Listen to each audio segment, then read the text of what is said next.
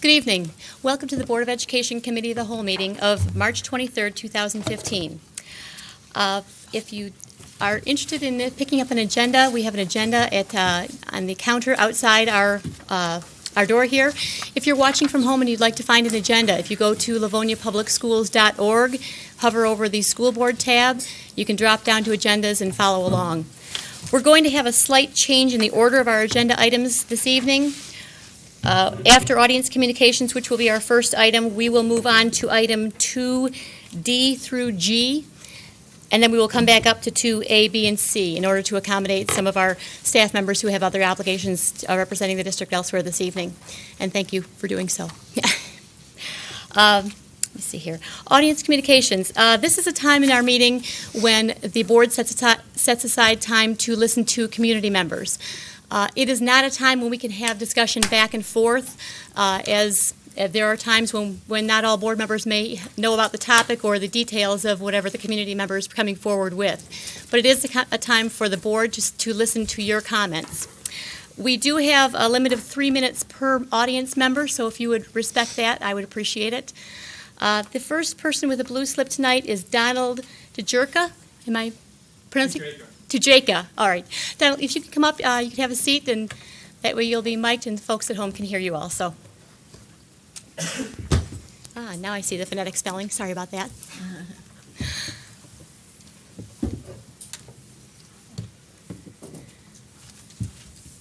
Welcome this evening. Thank you. Thank you for having me. I'm here to address item 2D on your agenda, actually. We were one of the vendors that bid on that project. And as it turns out, we were the second lowest bidder. I know it is Barton Mallow's practice to frequently recommend the lowest bidder in any particular instance, but I think there are circumstances where I would have you consider my company, Data Image Systems. I'm pleased to be here. I'm a graduate of Franklin High School. I did my student teaching at Holmes Junior High and went on to teach for 13 years before starting Data Image Systems. We've done quite a bit of work in Livonia Public Schools over the last 25 years as Data Image. You've been a very good customer of ours, and I thank you for that. The bid in question, while Barton Mallow is tightly constrained by the rules in which they need to treat bid responses, I know that it is within the board's purview and the school district's purview to choose whoever they want to do the work based on whatever variables they think are most important. To that end, Data Image Systems is the oldest, largest, and most experienced Epson dealer in the state of Michigan. We have won several awards for our work. I have been at various times the largest educational dealer in the United States for Epson.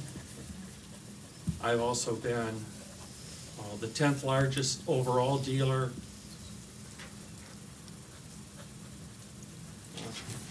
Here's some of the awards we've received. This isn't from Epson, this is from the National Heritage Academy, which is a national organization. You may be familiar with them. This is an Epson award that they give for education services. Another Epson Education Award. This is when we were the top 10 dealer in the country. This is all by way of saying we've been with Epson a long time, we know what we're doing. We sell approximately 3,600 Epson projectors a year and have for the last 10 to 12 years. We've been on the REMC contract with Epson projectors for the last 15 years. We install thousands of these projectors, and the particular projector you're looking at, an Epson interactive projector, is even more sensitive in how it's set up, and we install thousands of those as well. Well, probably not thousands, but more than 1,000. It's a pretty new projector. We've done all of Ann Arbor, Lansing, Flint, and Dearborn. Those are all things that I think argue for us, even if we weren't the lowest. However, I would also put forth that we are the lowest due to a misunderstanding in our interpretation of the bid, which was cleared up in addendum number 3. We missed that. That's our fault. It went to the issue of community rooms. The community rooms were rooms that cost somewhere between $20,000 and $25,000 apiece. All 9 rooms were to be included in part 1 of the bid, and they were to be extracted from where they appeared in the second part of the bid. Because we saw 4 of those rooms appear in the second part of the bid, and because we agreed to do that second part of the bid independently if so chosen, we felt we had to include the value of those rooms in this second part of the bid. I brought that up to Barton Mallow, and Tim Clan and Steve in the post-bid meeting. Everybody understood what happened, everybody agreed, but unfortunately, the larger number had been included in our initial bid response. That didn't come to light until the post-bid.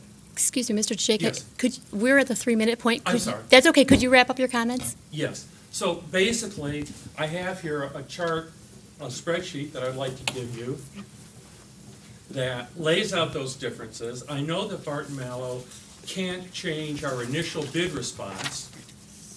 I know that Barton Mallow has a signed document from us stating that were we to win the bid, we would in fact be $84,000 lower, making us both the most qualified and the lowest price. However, Barton Mallow was constrained from putting their bid response together based on that because it wasn't in the original bid. Okay. And other members were there. They can verify that happens. All right. Thank you very much. Sure. Thank you for the extra time. You're welcome. Have one more copy. Can you spare that last copy? I can. It has some scribbles on it, some notes that I did, but you're welcome to it. Is that okay? Oh, yeah. Okay, thank you. Holly, I'm gonna make a copy. Dr. Leva. I just wanted to highlight for those watching on TV tonight that tonight we'll be getting our recommendations from our administration as it relates to the different bids tonight. The board is not acting on that tonight. It's just asking questions and getting the recommendations from administration. We won't be voting on this until another week. So just want to make sure everybody understands what the timeline is. Okay. All righty. And I'll be available. Yes. If, as with our practice, if we have questions and answers on the topic, we do need to hold those to our committee of the whole meeting. I'm not trying to stop questions. I just need to put them in the right place in our meeting in order to be respectful to all by holding the same standards to everybody. Okay, thank you. Thank you for your extra time. Thank you. The next person who I have a blue slip for is Brian Kerr.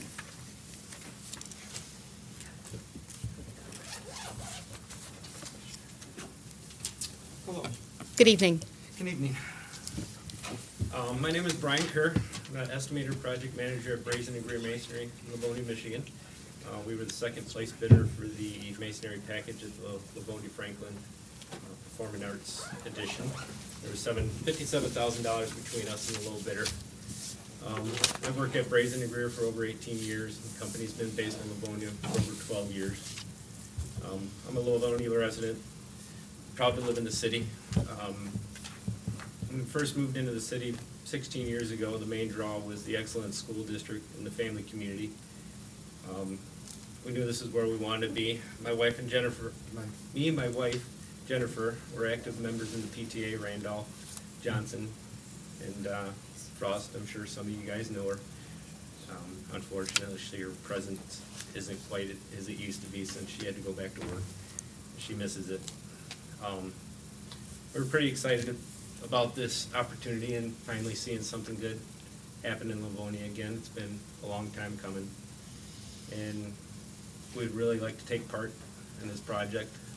I think our company is the best fit for this project. It's going to be a challenging project, and I think we have a lot to offer.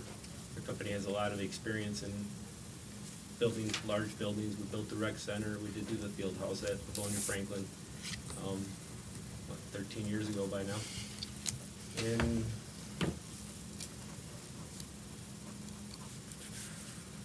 I believe that we're the best fit. Again, low bid on the public bid is typically where you go with.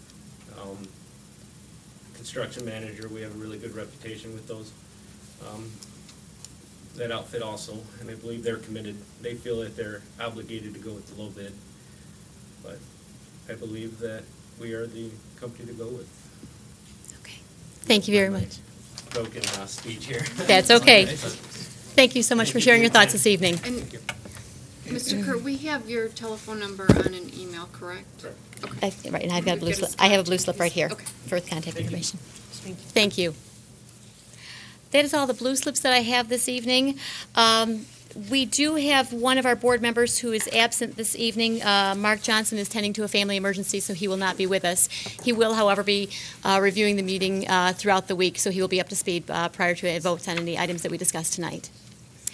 The next item on our agenda is item 2, and we will be going again to 2D, which is the review of bid results for classroom AV projectors. And Mr. Centers is going to take over for Mr. Johnson tonight. Sure. We'll actually have Ms. Alice presenting the bid results this evening. Welcome, Ms. Alice. Thank you, Mr. Centers, and good evening, everyone. Tonight, we will be presenting to the board the results of the RFPs for 4 technology-related projects. Each of these projects are included in the scope of work for the 2013 bond. The 4 recommendations that we're bringing to you tonight include classroom AV, specifically classroom projectors, structured cabling, servers and storage, and video surveillance. Joining me tonight at the board table are Matt Linder from Plant Moran Cressa, Steve Mazzadre, our network administrator, Rob Greger from Barton Mallow, and Tim Klan, our administrator of instructional tech and informational technology. We're going to begin with the classroom AV, which are our classroom projectors, and I thought this evening I'd just provide a little background about how we got to the recommendation that we're bringing to you tonight. So back in the fall of 2013, our district established a number of bond committees. One of those bond committees was the Instructional Technology Bond Committee. There are 33 members on the committee representing teachers from all 4 levels of our school district, building and central office administrators, as well as representatives from our Student Services Department, Academic Services Department, IT Department, and we have parents on our committee. This committee was charged with identifying classroom technology tools. So to that end, the committee visited 4 school districts in the metropolitan area, southeast portion of Michigan, looking at the technology tools that these districts had put into their classrooms. We wanted to observe teachers and students using these technology tools. With a focus on projectors, we brought in vendors that displayed for the committee 5 different types of projectors. At that time, the committee had narrowed the projectors to 2. But the committee felt, because the venue that we were observing these projectors in was in the large group room at the Career Tech Center, and the committee members wanted to see the projectors in an actual classroom. They wanted to see the clarity and the brightness of the projectors. So we provided an opportunity for the committee members to view the projectors in one of our classrooms. And that's where they made the recommendation to go forward with an ultra-short throw projector. Then this fall, we put ultra-short throw projectors in 3 of each of the 5 classrooms, each of the 5 Phase 1 schools. And teachers had an opportunity to use the standard projectors as well as the interactive projectors. We brought all of the instructional technology committee members to one of the schools to observe both the interactive and the standard projector. And the recommendation that we're bringing to you, which brings us then to the recommendation that we are bringing to you tonight, which is a recommendation from the teachers who are piloting the projectors as well as the instructional technology team, is for the ultra-short throw projector. And now I'm going to turn the presentation to Matt, who will go over the bids, the process for, we'll review the recommendation, the process for collecting the bids, and share with you the final recommendation that we're bringing to you. Thank you, Sheila. Thank you, members of the board. It's my pleasure to speak to you tonight. I'm going to talk through the classroom AV first. Worth noting that all 4 recommendations that we're presenting here tonight went out on one bid package. This is Technology Bid Package T3. That request for proposals was released to the vendors on February the 13th. Proposals were received back on the 5th of March, and after that we get into our proposal analysis. And the analysis of the proposals, including compliance to specifications, cost analysis, that sort of thing. Detailed due diligence was done as well, including post-bid interviews, reference checking, everything you would expect to thoroughly vet the proposals that were received. Based on the results of that analysis, the recommendation for Classroom AV is that the contract be awarded to VSC Incorporated. Total contract amount for that award would be $1,669,632.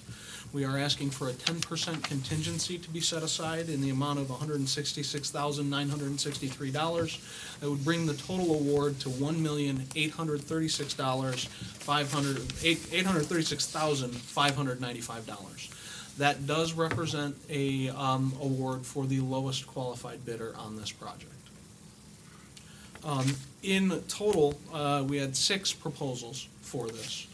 VSC was the one that shook out in the end as being the lowest qualified.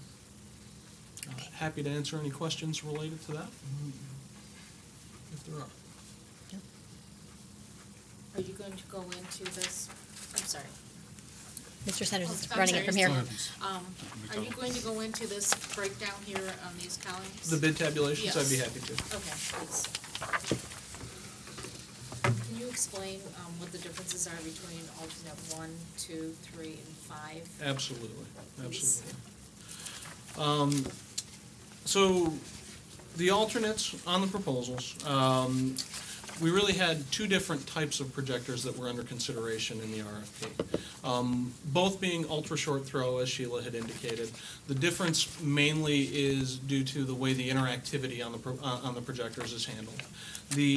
What is identified in alternate 1 and alternate 3 is a finger touch interactive projector, and this would be essentially turning your marker board into a white screen through the intelligence in the projector, or a touch screen rather, through the intelligence in the projector. So you would be able to walk up using multiple hands, grab things, move them around, pull things apart to make them bigger and squeeze them down to make them smaller, everything you would expect out of a touch screen. The base bid projector, as seen on alternate 2, also is an interactive projector, but that interactivity is handled through a smart pen, essentially. So rather than manipulating objects on the screen with your hands, you're doing it with a smart pen that then communicates back to the projector. That's the essential difference between the hardware on alternates 1, 2, and 3. The other thing that you'll see on alternates 1, 2, and 3, alternate 1 says finger touch projector for the 2015 buildings, so that would be for the phase 1 and phase 2 buildings, everything to be implemented this summer. And then alternates 2 and 3 are 2016 through 18 projectors. That's really just breaking it out for the remaining phases. So you've got an alternate for the finger touch projectors for this summer's implementation, an alternate for the finger touch projectors for the remaining buildings, and then an alternate for the base bid projector for the remaining buildings. Alternate 5 is a 5-year warranty for parts and labor. Also worth noting, one thing I didn't point out the first time around, all of these projectors do include a spare lamp for each one as well, because that's always a consumable item that has been included by the vendors at no additional cost to save the district money in the long run. Sorry, the warranty item made me think of that. Ms. McDonald? Okay, thank you. And I'm assuming they're giving us price protection on the materials? Absolutely, absolutely. So the price that is presented is what you will pay for the remainder of the projects. Okay, so everything on hard cost is set? Exactly. Good. That's it? Thank you. Okay, thank you. Okay. Moving on to the structured cabling. Okay. Matt, you're up again. Bouncing through So too many on D, just documents. to go back, so our plan then would be to have that on the agenda a week from now, and if you guys have any questions over the next week, just make sure you get a hold of Sheila or Lisa so we can get those answers. Ms. McDonald? Sounds good. Thank you. One more question. Yes. The gentleman that spoke from Data Image Systems, is he, I'm assuming he is not a Livonia company, or he is? No, that company is based out of Walled Lake. Walled Lake, okay. VSC, the recommended vendor, is based out of Novi. Okay, thank you. Absolutely. So structured cabling, scope of work for structured cabling is for all the remaining data cabling in the district. So this would be the copper cabling to support data communications throughout the district for the remainder of the project. We received a total of 2 bids for the structured cabling. The recommendation is that the contract be awarded to Amcom Telecommunications. Worth noting that Amcom has been in the district for the last year working. They've done a considerable portion of the data cabling that's already been implemented as a part of the bond. So this is a vendor that not only we're very familiar with, but they're already becoming very familiar with your environment as well. So that's certainly nice. Total contract amount for Amcom would be $908,000. Again, we're asking for a 10% contingency in the amount of $90,800. Total award that we would be asking for would be $998,800. We go to the bid tabulation. I just keep opening the wrong document. Bear with me. Bid tabulations for data cabling. You can see we had the 2 bids, Amcom and Complete Communications. Amcom was by far the low bidder for this project. This is a much easier recommendation to make. Mr. Centers? Yes. Do we have any idea why those bids were almost, double? So one thing that certainly factors into it is the fact that Amcom is much more of a local company than Complete, so Complete would incur significantly more travel costs getting their crews on and off of site. I don't think that accounts for entirely the difference in price. I think Amcom offered you a very, very good price for materials on this proposal as well. Okay. Ms. McDowell? Thank you, Mr. Centers. Since AMCOM did last year's phase 1 projects, how does this price compare to what they did last year? Do you know? I mean, I don't remember, so. Top of head, it's comparable, but Rob, I'm going to put you on the spot here. Hard to compare apples to apples in this case because AMCOM did a lot of the fiber installation throughout the district as well. As far as the copper installation goes, this is very close to what they had proposed for their initial bid. Okay. That would be great. Thank you.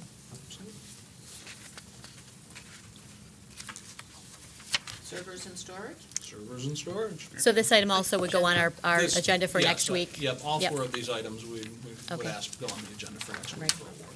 Absolutely. For servers and storage, we received a total of 3 proposals.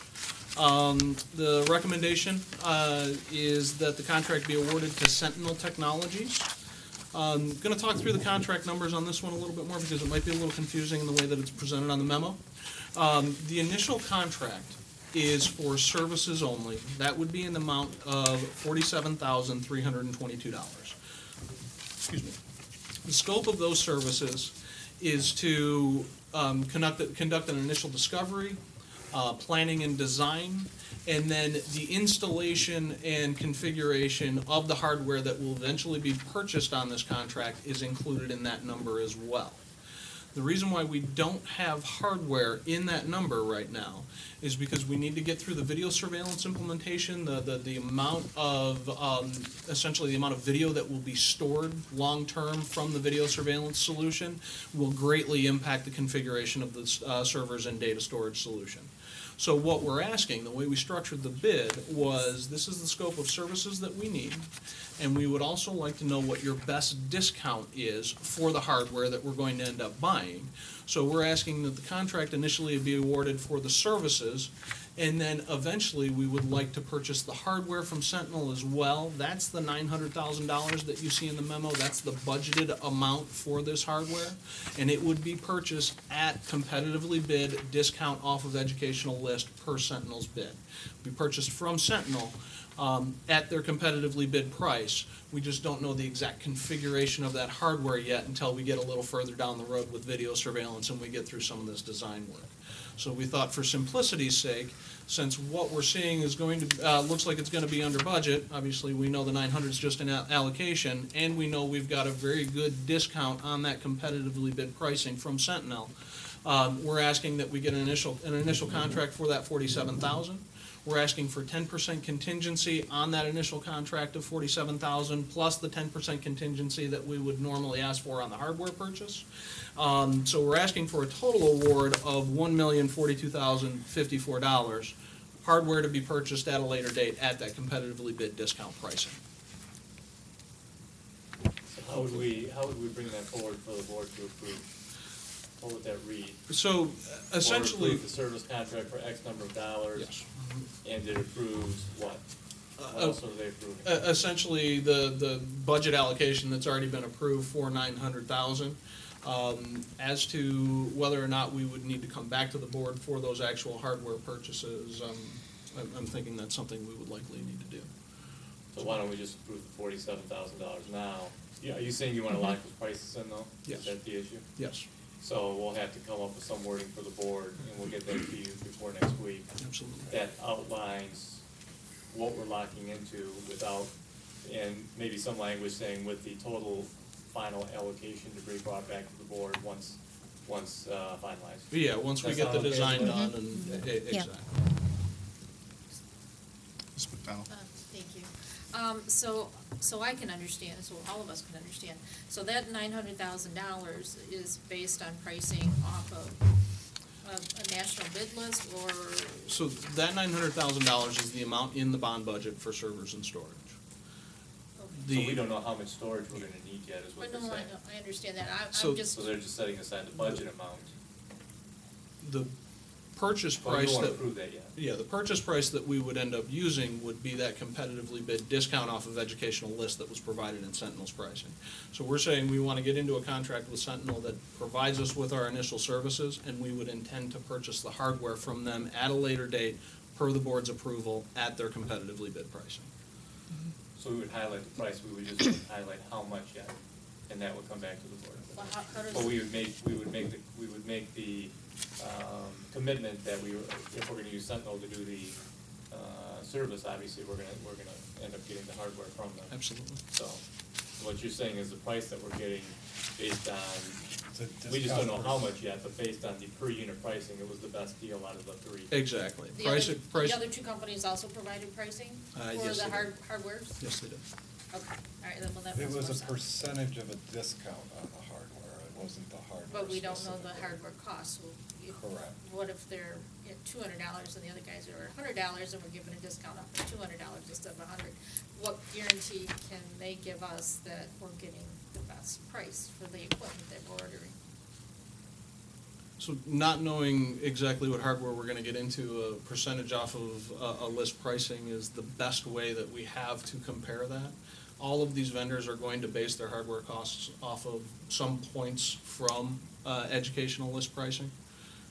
So basically what Sentinel is saying, they're gonna use the educational list pricing that all of the vendors that have bid on this are going to use, and they're gonna give us the greatest amount of discount off of it.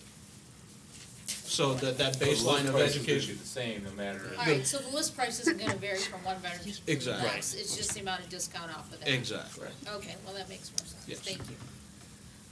Anyone else? Good. Thank you. Thank you. On the regular agenda for next Monday. Yes, please. Please. Yeah. Yeah. And then for the final project, video surveillance. And for video surveillance, this would be the video surveillance solution district-wide. 6 total proposals received on this bid. We are taking an alternate on this bid to go to a 5 megapixel camera, basically a higher resolution camera. You get better image quality, be able to pick out things on the stored video better. Recommendation is again for Sentinel Technologies. Total contract amount for that recommendation would be $638,097. Again, our 10% contingency of $63,810 for a total award of $701,907. Bid tabs, if you need to talk through anything on that. Ms. McDowell? Thank you. The alternate one, the variances in the pricing is huge amongst the vendors. Do you know why? I don't know if I have a good sense of that, Rob. I don't know that if you do. It was the 5 megapixel upgrade also entails some storage and server impacts. Their solutions varied. Sentinel had kind of included additional cost up front and back-ended it with what they were doing with their alternate, whereas Interstate, for instance, back-ended it. Which means what, because I don't know what Well, that means. their alternate, if you look at the difference, you've got I'm sorry, my eyes are poor, the approximately $11,000 for Sentinel and $131,000 for Interstate. They both handled it in a different manner, but you can see where the base bids varied as well. So they just put it in there. Essentially, Sentinel had more in their base bid that Interstate pulled out into their alternate. There was one of the concerns that we had going into the post-bid process, and it was addressed with each of those companies on why those variables were there. The explanations were clarify the situations and why. But they're providing the same they would provide the same equipment, then there wouldn't be any variances there. It was just how they priced, structured their pricing, is what it boiled down to. So they were taking a gamble. Exactly. Okay. And again, to be presented for award this coming Monday. All right. So, thank you, Ms. Ellis, thank you. Thank you very much. So if anyone has any questions, Dr. Lepa, we should get back with you, or, Yeah, if you get back to Okay. either myself or Sheila will get to Tim and Okay. we'll get any specifics that you may have. Okay. Get a chance to relook at the information. okay, so we'll be prepared to vote on this next Monday. All right, Thank you very much. thank you. So we'll be moving on to 2A, review of rebids for testing, balancing, and visual display boards at Hayes, Kennedy, and Roosevelt Elementary Schools for the 2013 bond. Thank you. Good evening, everyone. That's Good exciting, evening. all that computer equipment coming in this summer. Waited a long time for a lot of that stuff. We have, very exciting. Paul T. is here, of course, tonight to go through the bids that we have. You'll recall when we did the bids for these three elementary schools, we had a couple of bids that were either we didn't have sufficient coverage on them, so we went out and rebid those. So that's the first project that we're going to bring to you tonight. We had also deferred the moving bid until this evening, and then last but not least, we have the Franklin High School renovation project will be our third topic of tonight. So with that, everyone should have their binder, and I'll turn it over to Paul to go through the details on the bid. So we did have two categories for Hayes, Kennedy, and Roosevelt that we had looked to rebid. The first one was visual display boards. There's typically only two firms that bid on those, and we received a bid from one. And I think we had a late bid from the other one, so we actually extended that bid out so both firms could have a chance to submit a bid. And that ended up coming in well. We also had the second bid that we were looking for. Another number on was the testing and balancing. That's for the mechanical system, the water balance, and the air balance. Similar scenario, we only had one bid, so we had extended the bid date on that and looked for a competitive number. So you'll see in the letter that we provided, those proposals were received on March 4th. And the total of those, including contingency and fees, is $174,323. And then I showed a revised cost for those three projects in their entirety of $8.9 million. And if you flip to A2, you'll see that I kept the same overall project budget summary, or cost summary, and then just revised the totals. So you'll see, if you were to compare this to the one that we presented on March 2nd, you'll see that the Hayes, Kennedy, and Roosevelt hard construction numbers went up a little bit, and so did the CM fee that's associated with that, and then the construction contingency. And at the bottom, I just kind of showed the difference. So last time we were at a variance of $745,000, a positive variance to the good. Now with these bids in, we're up at $571,000 variance to the good. So the net is about $174,323. This is pretty much where we expected them to come in at. We really just wanted to make sure we had more than one bid to make sure it was a competitive environment, so. And we knew we had the time. These two things are not mission critical per se, they're kind of more towards the tail end of the project. If it was electrical or mechanical or something like that, it would have been more time sensitive, but these really weren't, so. So A3, you'll see there's a recommendation letter from McCarthy and Smith for SIGJAN products, and then international testing plans.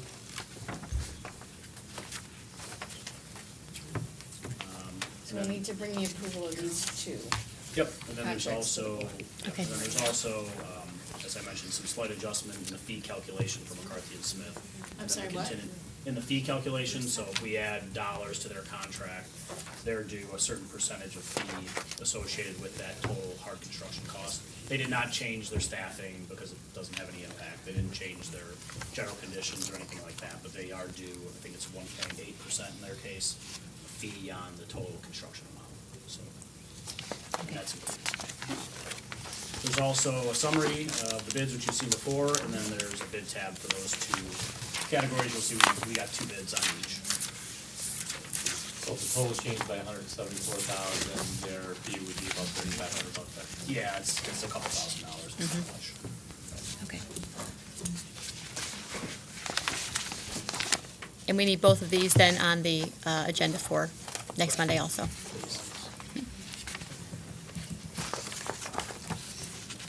Any questions? Ms. McDowell? Paul, can you,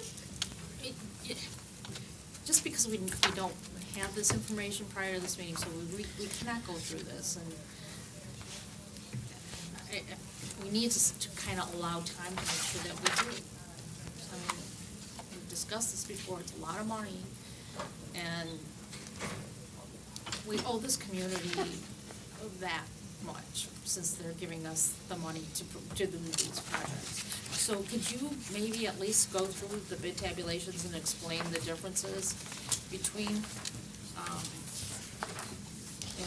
the two vendors?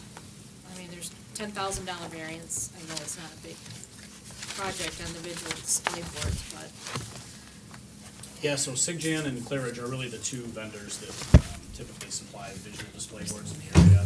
If that scope's broken out separately, sometimes that scope will get buried into a carpentry contract, like a general trades contract, where the carpenters may buy them and try to install them themselves. We typically don't like that because it's really just another layer of markup. So in this case, we asked them to break that out separately and bid directly to the suppliers, essentially. As far as why their bids are off by $10,000, it's hard to say. It could be that one of them is busier than the other one this summer. It could be that there's some kind of material cost difference in their suppliers. But they're both pretty competitive numbers.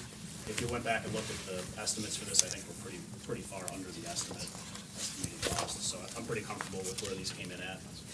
If you looked at the testing did go up a little bit from last year, looking at those costs.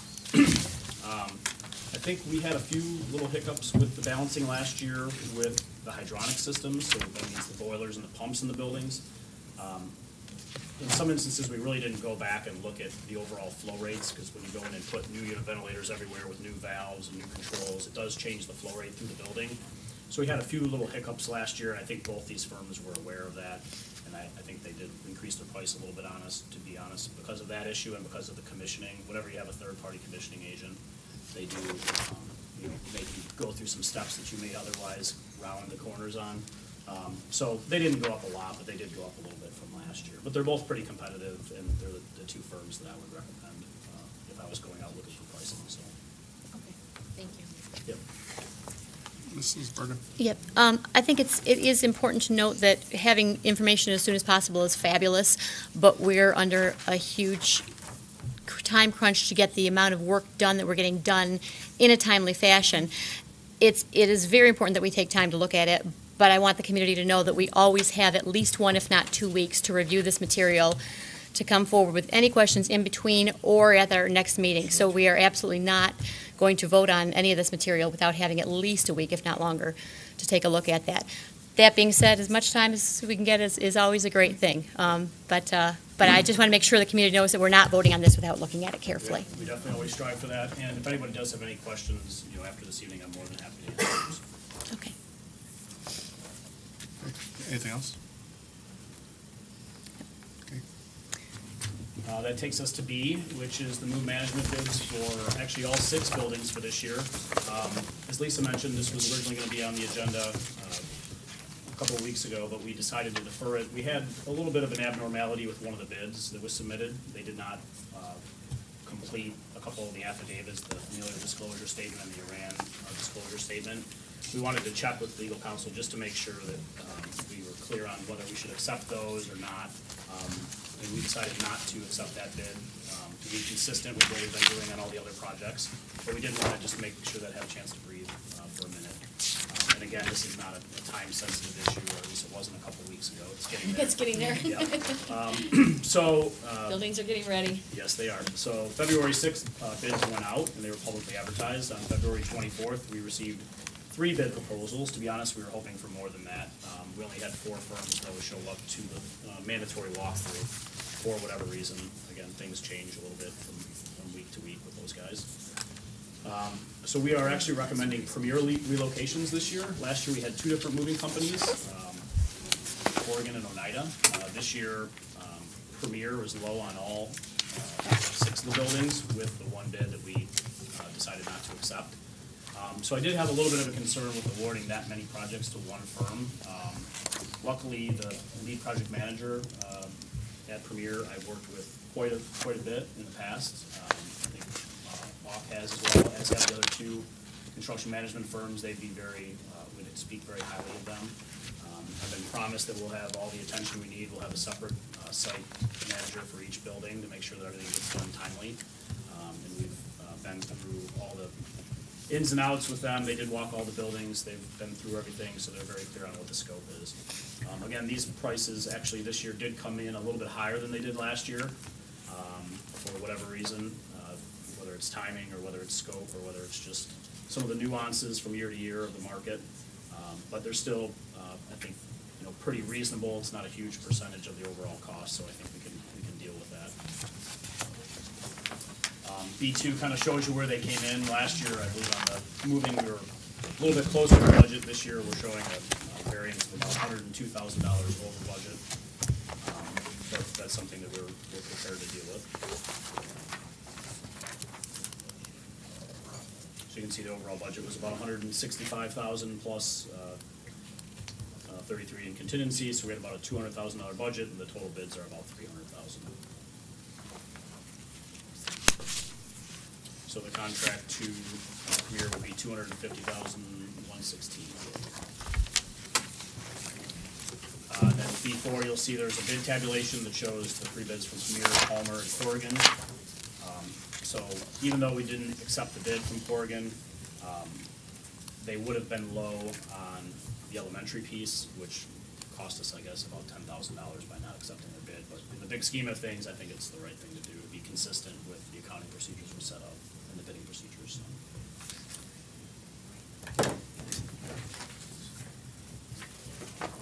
And that's pretty much it for moving.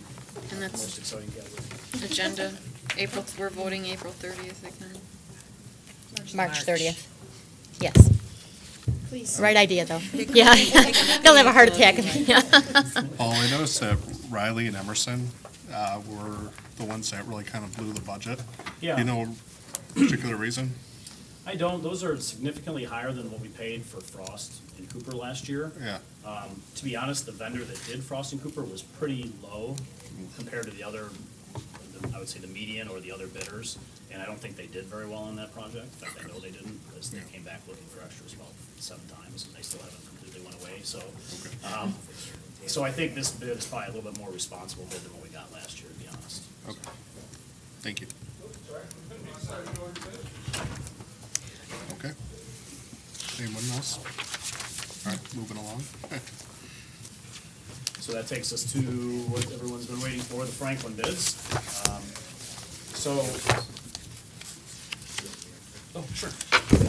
Everyone knows Jeff Hamilton from Hawk, our construction manager. And if you recall just sort of the order of events, the architect, SHW, now known as Stantec, prepares the drawings Those are revised multiple times, and then Ox Company is responsible to go through and put estimates to those drawings. As you know, we've gone back and forth. I mean, normal part of the process is we go back and forth multiple times, and Paul's gonna talk a big broad picture about where we are and then get into the details in the binder after he kind of talks about where we were. And you'll recall that we brought you some information in December based on what they call design development. So that's almost pretty much the last stage of drawing, which we're saying, okay, this is it, this is where we are, this is where we think we're gonna be, this is our best estimate at this time. And from there is where you're gonna go out for bids. So you'll recall we came back in December and talked to you about where we were at that time with design development, where we were with budgets, and presented that to you in December and had some discussion. And again, Paul's gonna go over that right now, and then we'll move into the detail on the specific bids. And just a brief reminder to start, and that is when we were talking in December, we talked about the fact that because we had the building ripped open, we wanted to do some of the mechanical work that we really felt we needed to do at Franklin was a much different mechanical system than our other schools. That we wanted to do that, and we were okay at that point in time, knowing that we would want to use some of our sinking fund dollars to do that. And so we revised the bids at that point in time, and we were a little bit over budget, and then we wanted to wait and see how it came out. So with that, Paul, that's where we were at in December, and here we are in March. Yeah, so, just to recap that with some of the specifics. So, when we established the original budget, when we were hired a couple years ago to manage the project, the Franklin budget was set at $15.3 million. Let me get this now, right? Sure, yeah.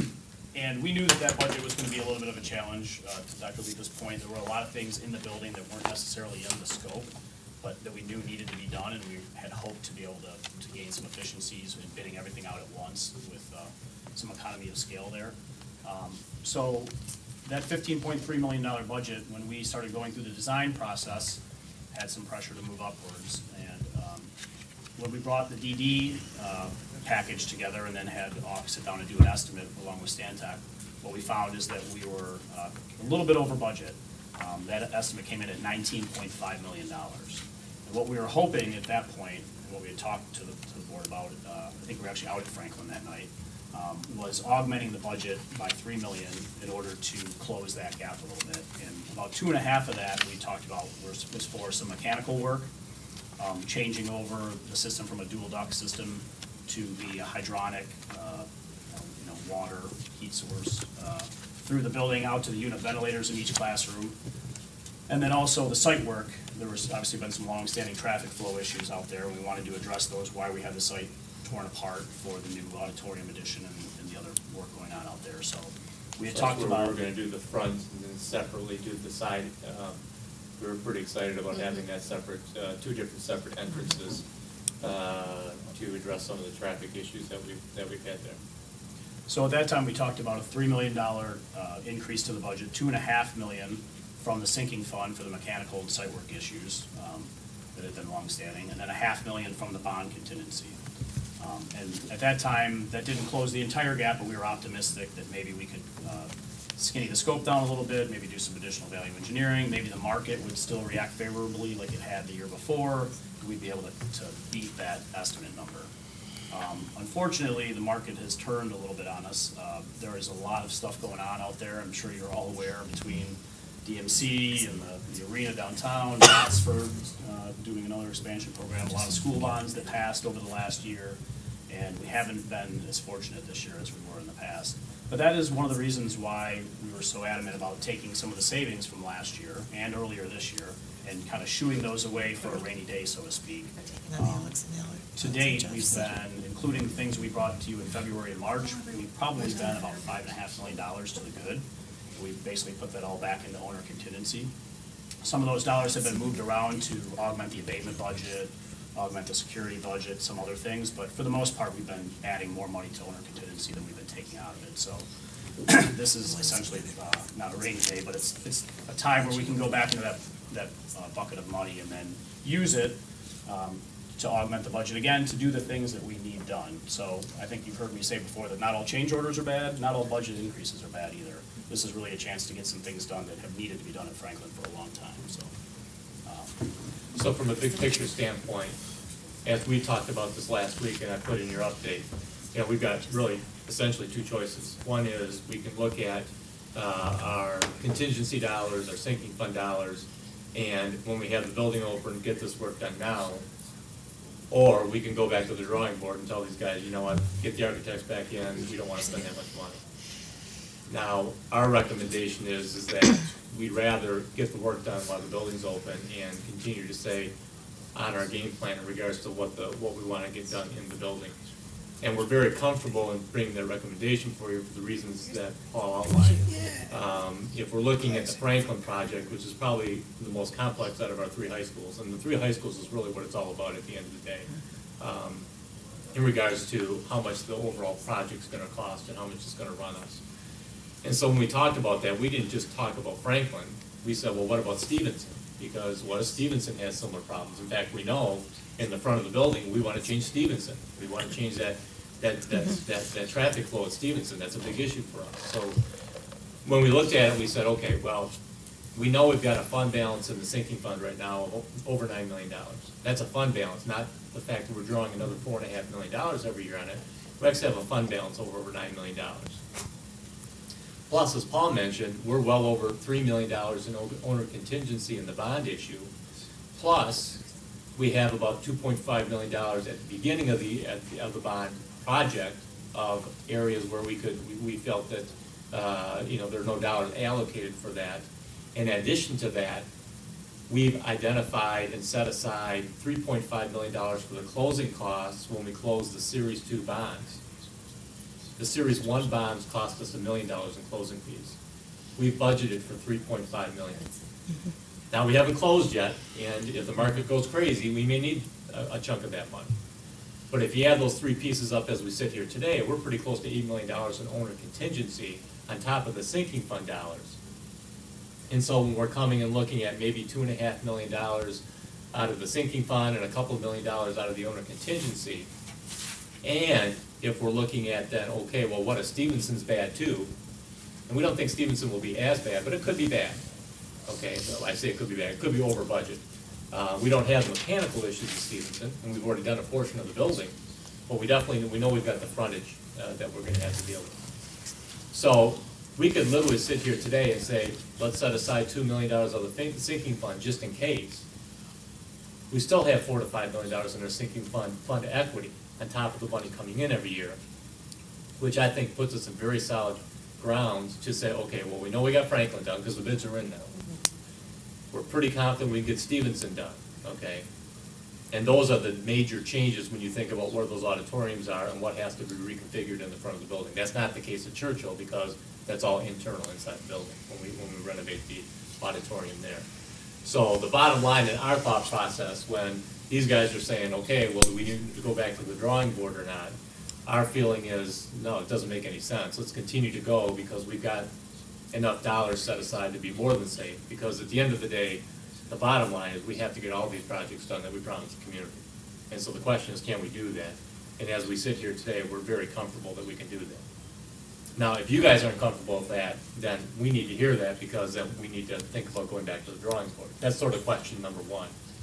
But if we're comfortable with that game plan that I just laid out, then we can go ahead and we can look at the bids and we can get rolling on Franklin. So that's really the first issue that I wanted to lay out for you in regards to thinking process. Are you okay with where we're at in regards to our sinking fund as a backup, our existing owner contingency, to be able to put us in good shape with both Franklin and Stevenson as we want to do them today? If not, we're gonna have to go back, redraw the mechanical system, relook at the auditorium at Franklin, and squeeze some money out of it. We'd rather not do that. It looks like. It doesn't matter. This, I already have my fair share of questions. Thank you. Let's go on. You're welcome. This $2 million variance, is that based on price increase or a change in the scope of the work to be done? The $2 million most recent, probably the bigger portion has to do with the price increases that we saw. Yeah, the scope we tried to address when we were here in December. So there was still a little bit of what they would call scope creep but the majority of it was the bids just came in higher. If you remember, we were hoping it would be about 18.5 million. What we told you at that point in time, 19.7, we're 8% over budget. We were hoping the 19.7 would come closer down to 18.5 where the budget was, and it actually went the other way. So really, from the time we talked in December, it's about $1 million increase, which is basically market conditions. Did I get that wrong, Paul? Nope, that's correct. Thank you. Yeah, Ms. McDonough. Okay, thank you, Mr. Centers. Realistically, well, you wouldn't bringing this to us if it didn't need to be done. So eventually, it's gonna have to be done, and it would probably cost more if we had to go back in and redo it again. That's a very good point. We could always defer this. We could say, you know what, we want to bring the budget back on, let's cut $2 million worth of scope out of this. But the reality is, in 4 years, 5 years, 6 years, you're going to have to come back and do it. And it's never going to cost less than it is today. So it does make sense to do it now since we have the dollars set aside.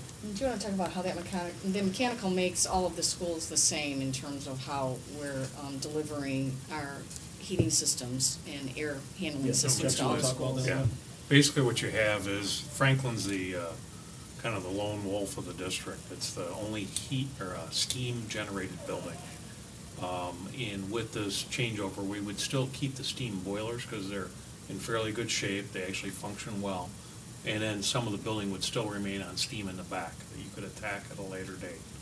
What we would do is the classroom pods would get heat exchangers. Essentially, we convert steam to water, and from there we would distribute that around the building in the classroom pods, and we'd use unit ventilators, just like we did in Stevenson. So if you saw the classroom at Stevenson, it would be the same. You wouldn't know the difference.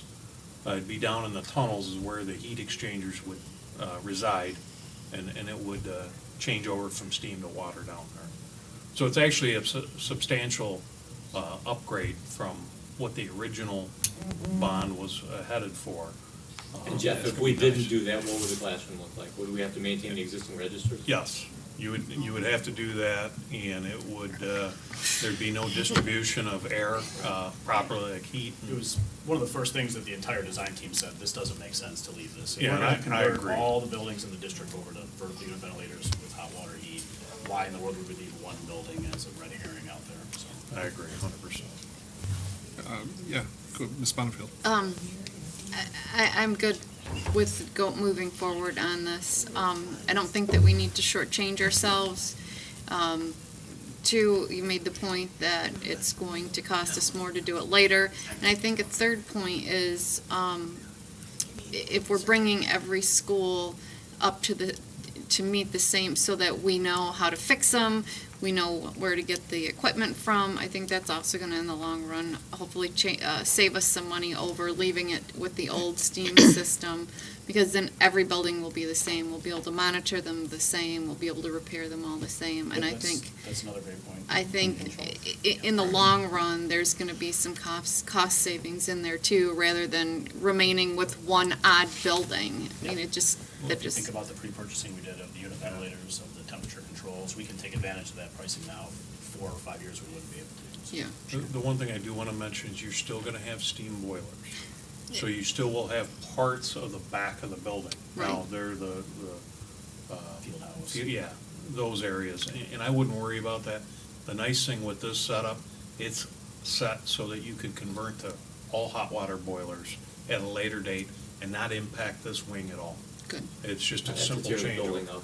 Yeah. Correct. Re-tear it up. And we've talked before about not wanting to throw out a piece of equipment just to Right. buy a new one if it still had useful life, and that's exactly what we're doing. We're keeping Right. those steam boilers because they do have another 10 years of life in them or more. So let's use that 10 years, be good stewards for the community, and then when they're ready to be converted or to be replaced, we'd come in and put hot water boilers in. So, So Jeff, again, all the classrooms will have unit ventilators, correct? Correct. And then, when you say back of the house, you're talking about the gymnasium, the field house, locker room. locker Correct. rooms? Correct, and we did look at a study, the design team did, and we did estimates on it. It was just too much money. It just did not fall within the budget, of any budget per se. So at some time later, with sinking fund dollars or whatever, that could, or bond savings at the end of the bond, maybe you'd consider that down the road. It's not gonna impact, I don't think anyone will know. Mrs. Bergen. As I look at this document, I see that a member of my family's company is a supplier to some of the mechanical contractors listed on the document. So therefore, I'll be abstaining from all discussion and voting on this Franklin construction item. Because this company is a subcontractor and does not bid directly to LPS, I've been advised that I do not have to abstain, but I'm doing so in order to be completely transparent. To understand the perspective, the company was asked to quote approximately $9,000 worth of water treatment products on the school's $20 million project. Thank you. And we're gonna put this on the agenda. Yeah, Well, no, We're we gonna got go through the bids. with question number one, we'll just take a step Okay. back. Question number one is, and I'm hearing to some extent consensus that let's go It ahead and makes move sense ahead. to me. Then we need Makes to, now sense we to need me. to have Paul go through all the bids for you. Okay. One quick question, Paul. Sure. Running the steam boiler and the ventilator system, what kind of, is that gonna be extra energy costs for us, running both systems? I don't think so. I'm sure there's some loss in the heat exchanger system. You might lose a little. Actually, steam systems are fairly efficient. Okay. There's a lot of maintenance with them. That's why Yeah. people get rid of them. There's steam traps. Yeah. Luckily, your staff at the district is very knowledgeable about steam systems, so that helps tremendously. So I would say efficiency, probably not quite as efficient, but not significant. It's more the maintenance piece over time. Okay. Thank you. Just one thing to note, I think, when I can't remember the name of the school that we were at last month for Community of the Whole. Coolidge. Coolidge. Is it Roberts runs the building? Wait, Carl. Yeah, Carl, yeah. Carl. Great. He made the comment to me, that with the new systems, that he can just be in one room and do all the controls versus having to go to each individual classroom. So I think in the long run, we're gonna save dollars too, with manpower. Yeah, absolutely. So, Been very happy with the controls. When we're done, you'll be able to run the entire district from your laptop. yeah, yeah, he was just very, very pleased with that. So. That's great. So just to walk through Franklin, so those construction documents went out for bid back in February 17th. And we're due March 12th. We had over 116 bid proposals from right around 100 firms.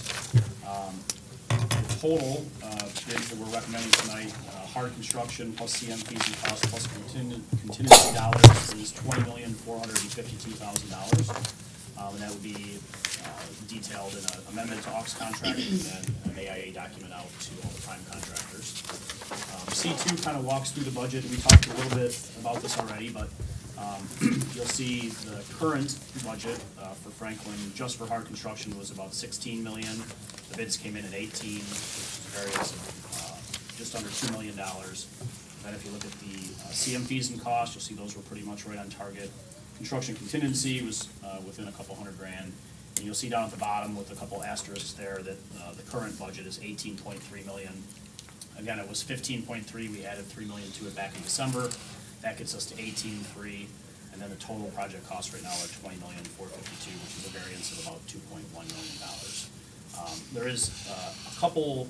And just as a reminder, we actually, when we looked at the detailed design, while we left the budget at 18.3 million, when we looked at the detailed design in December, we actually said, this is about $19.5 million. That's what we said. We just said, we hope it'll come in lower, we'll leave the budget where it's at, and hope that it comes in lower when the bids came in. So the bids actually didn't come in $2 million higher, they came in about $1 million higher, just so we were hoping that they were gonna come in $1 million lower. Is that, you guys remember that sort of? Oh, yeah. Yeah. Yep. And while we were hoping they were gonna come in lower, we were making plans in case they went the other way, so that we could come here tonight with a good plan to make sure we had enough money for you, of course, so. You'll see there's about a $2.1 million variance. The other thing I wanted to point out is there's two bid categories that are not included in this. One is lifts. We had one lift bid that we're looking to get a second bid on to make it competitive. That's probably not a big ticket item, probably only $30,000 or $40,000 at the most, I would think. And then the other one is metal siding. So the low metal siding bidder bid plans and specs. The second low bid an alternate. And rather than jump the gun and award to either one of those, we wanted to bring the design team in, get samples of those metal siding panels, have the owner evaluate whether it's worth the extra money or not for the base bid design, or whether it's worth considering the alternate or not. So we deferred that for now. We're not rebidding it, but we just deferred the decision for a couple weeks till we can get some better samples rather than one that's this big that doesn't really show you what you're looking at. I don't know if you remember when they did the design, do you remember that red siding in the front that, you know, right across the front of the building, and then that would follow through into the entranceway in the auditorium, I'm sorry, in the auditorium, yes, the front of the auditorium, I don't know if you remember that, so. It's designed to look like the red curtains that will be in the stage area, so. It's kind of a big ticket item when you think about the front of the building, so we thought it was worth taking a little bit of time to make sure we had a good, clear view of what that would look like, what that mount would look like. Yep, so those two things together are probably a little bit under $200,000, or maybe even $150 if we took the alternate, so it does impact us a little bit. It probably gets us up to more like $20.6 million, or $20,600,000, but I just wanted to make sure to point that out. So we'd be bringing those back in April once we have decisions on that. C3 is a recommendation letter from OFF. It just kind of walks through the process again. We did have a couple low bidders that either rescinded their bid or were not recommended. And those are listed here. There was one bidder that bid several categories that we had some concerns about their ability to perform, so we're not recommending them. And we had another vendor that made an error in their bid that asked to have it rescinded, so. And those are some of the backup there from those companies is included. And then C4 has basically just a list of all the vendors by bid division. You'll see the metal panel and the lists are to be presented in April. And that total hard construction amount matches what's on C2. And then personnel, reimbursables, fees, and contingency gets us to the 20.45 number again. Behind that is all the specific detail by contractor, and then behind that is the bid tabulation that shows all the bids that we received. So, for the most part, we had very competitive numbers. We had good bid coverage. There were, a couple categories here or there where we only had 2 or 3 bids. Part of that's just that everybody's busy. Part of it's the timing of when the project was bid out and all that. So I think overall we had good bid coverage, and I think OFF and Stantec worked diligently to make sure that that was the case and that the design was as complete as it could be when we bid it out. So I think overall we're pretty happy with how things came in. Would have certainly liked it to go a little bit lower and save some dollars, but I think we've been prudent along the way, even as far as this year with not awarding some mechanical alternates, to wait to see how this came in, to make sure we had the wherewithal to deal with it. So. Questions?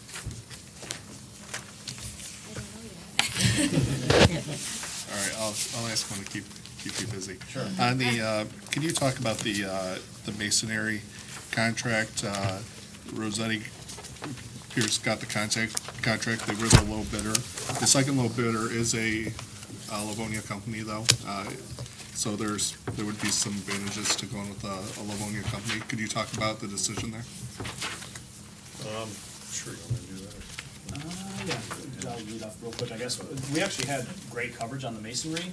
We knew there were two big masonry contractors in Livonia that we were very anxious to have, so we would reach out to them early on.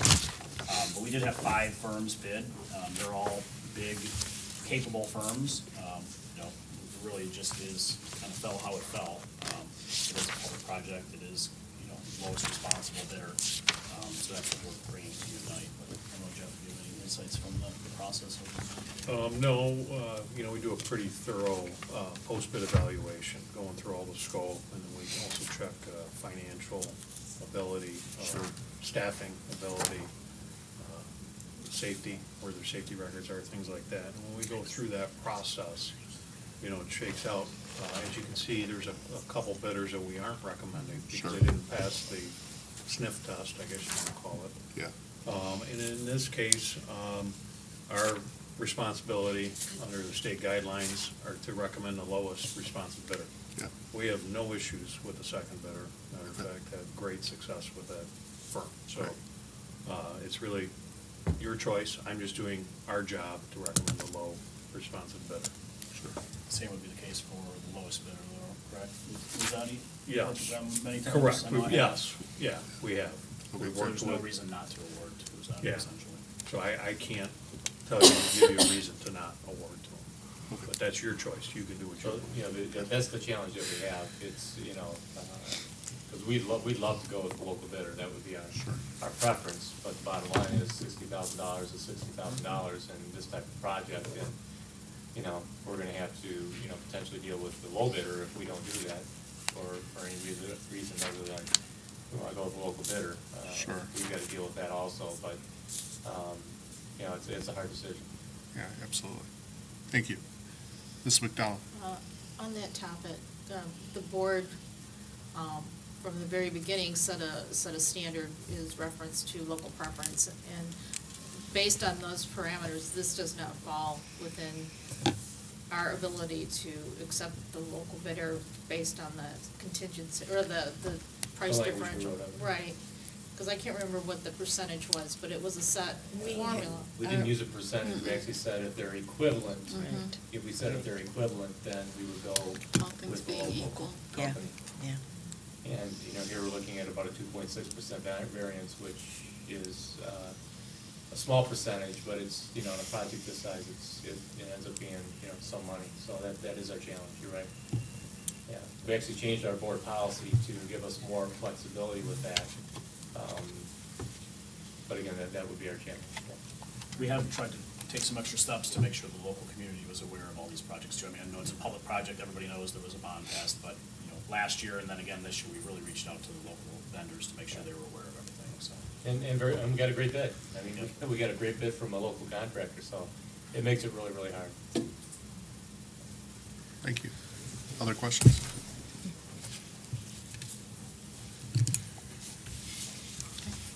I guess when you guys take a look at this, you know, on that particular item or any of the items, make sure to call Paul, you know, call Lisa. We'll get any questions to Jeff if we need to.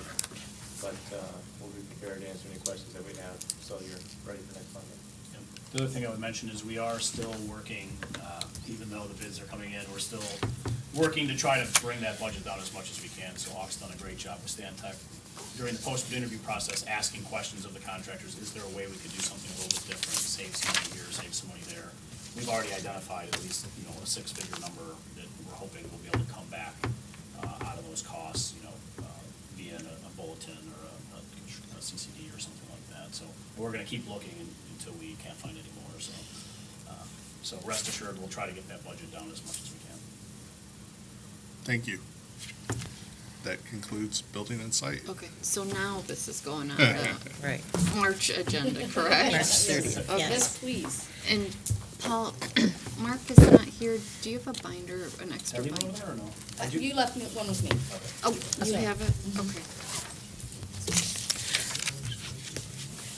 That concludes Building and Site, which also concludes our agenda for this evening. Thank you for tuning in, and tune in next week. Thank you. Good night.